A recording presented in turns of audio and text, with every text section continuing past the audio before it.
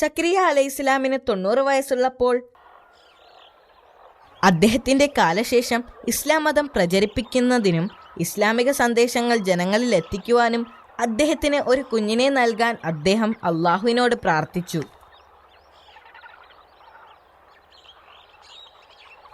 അങ്ങനെ അള്ളാഹു സുബ്ഹാനഹു തആല അദ്ദേഹത്തിന്റെ പ്രാർത്ഥനയ്ക്ക് ഉത്തരം നൽകി. ആ നല്ല വാർത്തയുമായി മലക്കുകൾ അദ്ദേഹത്തിന്റെ മുൻപിൽ വരികയും ചെയ്തു.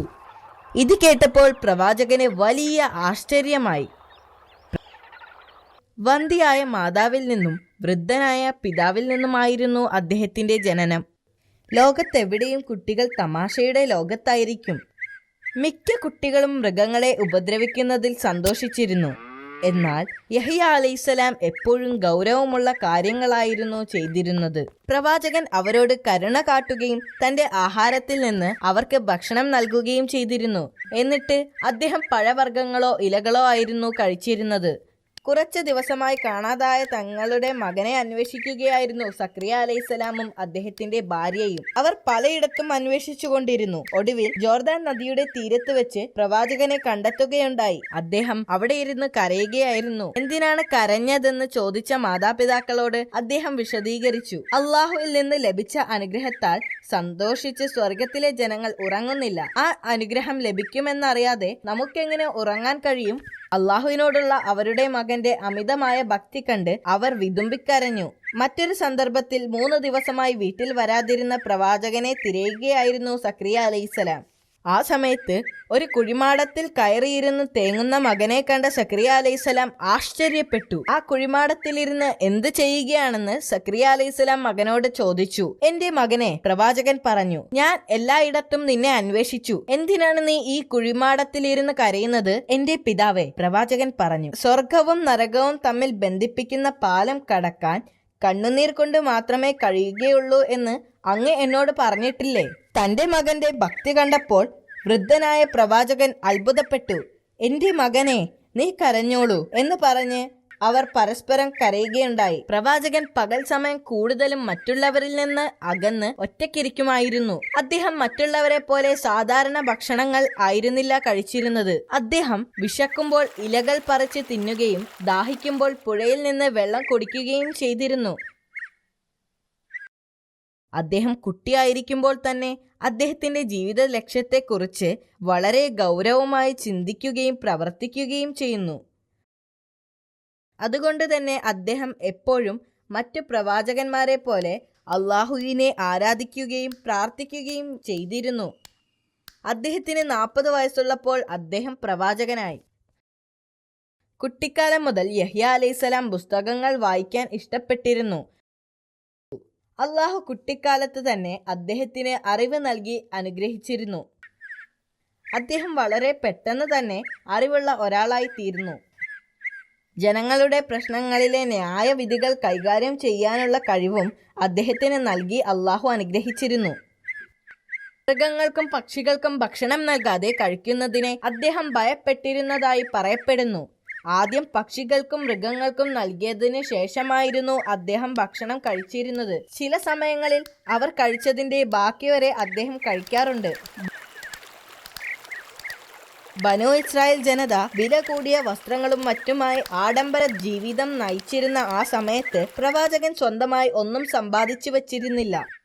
ഭക്ഷണത്തെക്കുറിച്ച് അദ്ദേഹം ചിന്തിക്കാറില്ല. വിശക്കുമ്പോൾ പുല്ലും ഇലകളും ഭക്ഷിക്കും. അദ്ദേഹത്തിന് ഉറക്കം വന്നാൽ മലമുകളിലോ മാളങ്ങളിലോ എവിടെ വേണമെങ്കിലും ഉറങ്ങും. ചില രാത്രികളിൽ അദ്ദേഹത്തിന് ഉറക്കം വന്നാൽ ഗുഹകളിലേക്ക് പോകും. പ്രവാചകൻ എപ്പോഴും പ്രാർത്ഥനയിൽ മുഴുകിയിരിക്കുന്നത് കൊണ്ട് ഗുഹക്കകത്തുള്ള സിംഹത്തെയോ മറ്റു മൃഗങ്ങളെയോ ശ്രദ്ധിക്കാറില്ല.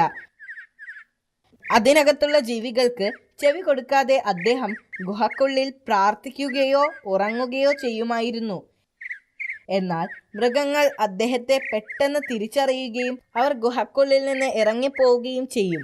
അള്ളാഹുവിനെ ആരാധിക്കുവാൻ വേണ്ടി യഹ്യ അലൈഹിസ്സലാം ആളുകളെ വിളിച്ചു വരുത്തി. സ്നേഹവും സമർപ്പണവുമെല്ലാം കൊണ്ട് അദ്ദേഹം അവരെ കരയിപ്പിച്ചു. സത്യസന്ധമായ വാക്കുകളിലൂടെ അദ്ദേഹം അവരുടെ ഹൃദയം കീഴടക്കി. ബനൂ ഇസ്രായേലിയൻ ജനത അദ്ദേഹത്തെ സ്നേഹിക്കുകയും ബഹുമാനിക്കുകയും ചെയ്തിരുന്നു. അദ്ദേഹത്തിന്റെ വാക്കുകൾ അവർക്ക് ഹൃദയസ്പർശിയായി തോന്നിയിരുന്നു. ബനൂ ഇസ്രായേലിൻ ജനത ചെയ്യേണ്ട 5 കാര്യങ്ങളെക്കുറിച്ച് അല്ലാഹു സുബ്ഹാനഹു വ തആല പ്രവാചകനോട് നിർദ്ദേശിച്ചിരുന്നു എന്നാണ് പറയപ്പെടുന്നത്. ഈ 5 നിർദ്ദേശങ്ങളെക്കുറിച്ച് പ്രവാചകൻ ജനങ്ങൾക്ക് പറഞ്ഞു കൊടുത്തു. അതിൽ ഒന്നാമത്തേത് അല്ലാഹുവിനെ അല്ലാതെ ആരെയും ആരാധിക്കാൻ പാടില്ല എന്നതായിരുന്നു. രണ്ടാമത്തേത് എപ്പോഴും അല്ലാഹുവിനോട് പ്രാർത്ഥിക്കുക എന്നതായിരുന്നു. 3. മറ്റൊന്നിലേക്കും ശ്രദ്ധ ചെലുത്താതെ ഏകാഗ്രമായി അല്ലാഹുവിനോട് പ്രാർത്ഥിക്കുക. 4. മറ്റുള്ളവരോടുള്ള അനുകമ്പ. 5. എപ്പോഴും അല്ലാഹുവിനെ കുറിച്ച് ഓർക്കുക. അല്ലാഹുവിന്റെ നിയമങ്ങൾ അനുസരിച്ച് ജീവിക്കുന്നവർക്ക് അവൻ ശൈത്താനിൽ നിന്നും സംരക്ഷണം നൽകുന്നതാണ്. ഈ കാലഘട്ടത്തിലാണ് ഹെറോഡ് ആന്റിപ്പസ് എന്ന ദുഷ്ടനായ രാജാവ് ഫലസ്തീനിൽ ഭരണം നടത്തിയിരുന്നത്. രാജാവ് തന്റെ സഹോദരന്റെ മകളായിരുന്ന സലോമുമായി പ്രണയത്തിലായിരുന്നു. ആ സുന്ദരിയായ സലോമിനെ വിവാഹം ചെയ്യാൻ അവൻ തീരുമാനിച്ചു. സഹോദരന്റെ മകളെ വിവാഹം കഴിക്കുന്നത് പാപമായിരുന്നെങ്കിലും രാജാവിനെ എതിർക്കാൻ ആരും ധൈര്യപ്പെട്ടില്ല. അവളുടെ അമ്മയും ഫലസ്തീനിലെ പണ്ഡിതന്മാരുമൊക്കെ ഈ വിവാഹത്തിന് പ്രോത്സാഹിപ്പിച്ചു. അവർക്ക് രാജാവിന്റെ പ്രീതി സമ്പാദിക്കുന്നതിനായിരുന്നു ഇങ്ങനെ ചെയ്യുന്നത്. എന്നാൽ രാജാവിന്റെ പദ്ധതികളെക്കുറിച്ച് കേട്ടപ്പോൾ പ്രവാചകൻ രോഷാകുലനായി. അത്തരമൊരു വിവാഹം പാപകരമാണെന്ന് അദ്ദേഹം പരസ്യമായി പ്രഖ്യാപിച്ചു. ഒരിക്കലും ഈ വിവാഹം അംഗീകരിക്കുന്നില്ലെന്നും തൗറാത്തിന്റെ നിയമത്തിന് എതിരാണെന്നും അദ്ദേഹം പറഞ്ഞു. പ്രവാചകന്റെ പ്രഖ്യാപനം കാട്ടുതീ പോലെ പടർന്നു. സലോം ഇത് കേട്ടപ്പോൾ അവൾ വളരെ രോഷാകുലനായി. അവളുടെ അമ്മാവനെ രാജ്യം ഭരിക്കാനുള്ള അവളുടെ ആഗ്രഹമായിരുന്നു അത്. ആ രാത്രിയിൽ പ്രവാചകനെ കൊല്ലാൻ സലോം ഗൂഢാലോചന നടത്തി. അടുത്ത ദിവസം അവൾ ആകർഷകമായ വസ്ത്രം ധരിച്ച് കൊട്ടാരത്തിലെത്തി രാജാവിന്റെ മുൻപിൽ രാജകീയ നൃത്തം ചെയ്തു. ഇത് കണ്ട് അവളോടുള്ള ഇഷ്ടം കൂടിയ രാജാവ് അവൾ ആഗ്രഹിച്ചതെന്തും ചെയ്യാൻ തയ്യാറായി. യഹ്യ എന്ന പ്രവാചകന്റെ തല ഒരു തളികയിൽ കൊണ്ടുവയ്ക്കാൻ ഞാൻ ആഗ്രഹിക്കുന്നു. അവൾ രാജാവിനെ അറിയിച്ചു.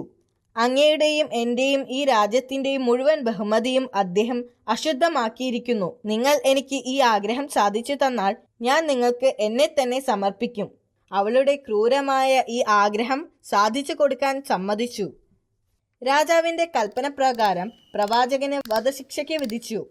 എന്നിട്ട് അദ്ദേഹത്തിന്റെ തല ഒരു തളികയിലാക്കി സലോമിന് നൽകി. ആ ദുഷ്ട സ്ത്രീ അത് കണ്ടപ്പോൾ വളരെയധികം സന്തോഷിച്ചു. എന്നാൽ അവരുടെ സന്തോഷം അധിക നേരം നീണ്ടുനിന്നില്ല. പെട്ടെന്ന് തന്റെ അള്ളാഹുവിന്റെ പ്രിയപ്പെട്ട പ്രവാചകന്റെ മരണത്തിന് പ്രതികാരം ചെയ്യപ്പെട്ടു. സലോം മാത്രമല്ല, ബനി ഇസ്രായേലിൽ സകലതും ആക്രമണകാരികളാൽ ശിക്ഷിക്കപ്പെടുകയും രാജ്യം തകർക്കുകയും ചെയ്തു.